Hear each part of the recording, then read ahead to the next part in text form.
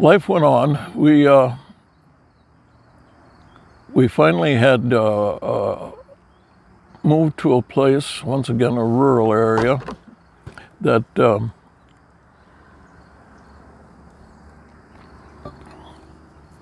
was a 1 acre property, and it was a line of homes along outside of Austin, Minnesota, and behind us was an open field, and then there was a farm site in that field off a ways. Now, the farmer that had that farm had moved to town, but he still farmed the land, and he rented out the buildings to a couple that raised racing dogs. Now, they were Whippets, was the name of the breed. They were kind of like a greyhound. And they did what was called coursing. I looked the word up. And it was legal. I'm not sure if it still is or not. I haven't kept up on dog racing.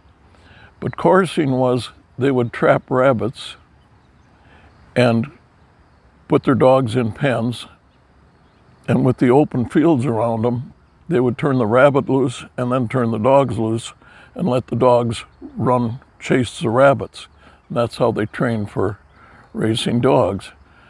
Seems like a terrible thing to do, especially for the rabbits, but it was perfectly legal.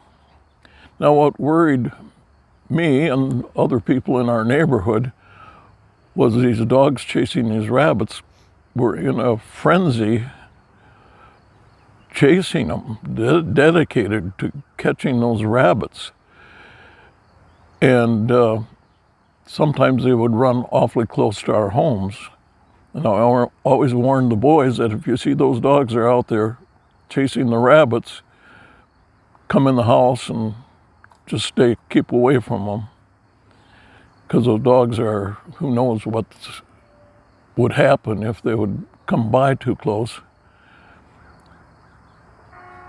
One day, I was at work, and the phone rang, and it was my younger son, Joe. Now, he was younger than Steve, and they were in 2 different schools by then, so they rode different buses home, and Joe got home first, and then Steve would follow shortly after. And young Joe was in a panic on the phone, and he says, "Dad, come home, Scruffy's in trouble. Those racing dogs have him." And I said, "Okay, stay in the house. Whatever you do, whatever happens, stay in the house. I'm on the way home." I yelled at the secretary on the way out the door. I got emergency at home, jumped in my car and flew for home. As I pulled into the yard, all was quiet. I looked around, couldn't see anything. No signs of a fight, no signs of dogs, nothing. All I saw was Joe watching out the window of the house. So I went up to the house and I asked him what happened, where's everything?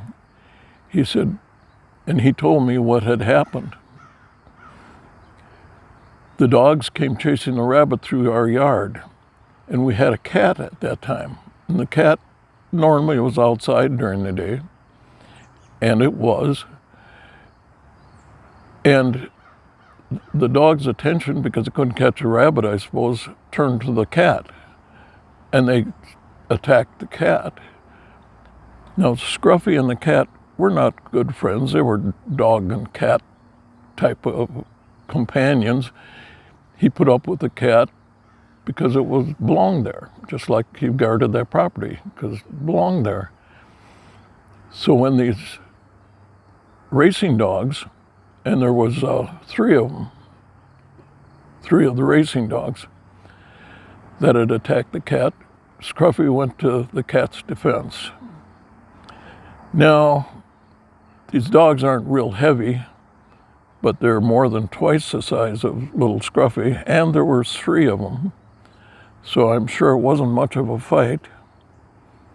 But the little dog was going to defend that cat.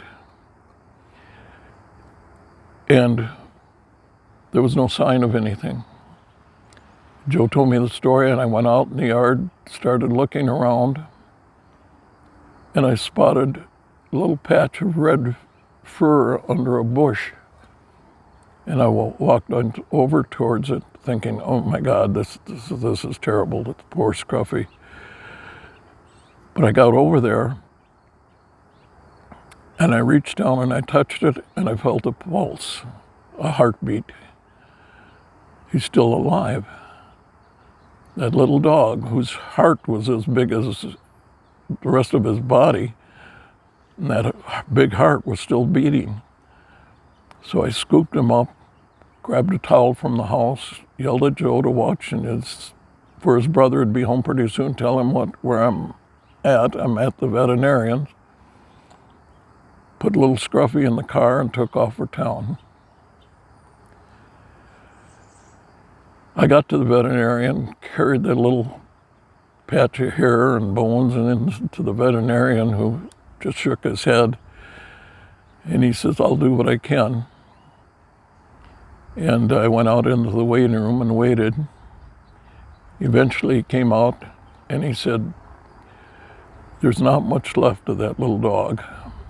He's alive, but just barely. And he says, my recommendation is to put him down. Now, I explained to the veterinarian that it wasn't really my dog, it was my son's. And I would like to talk to them first. And he says, I understand. I tell you what, because it was late in the day.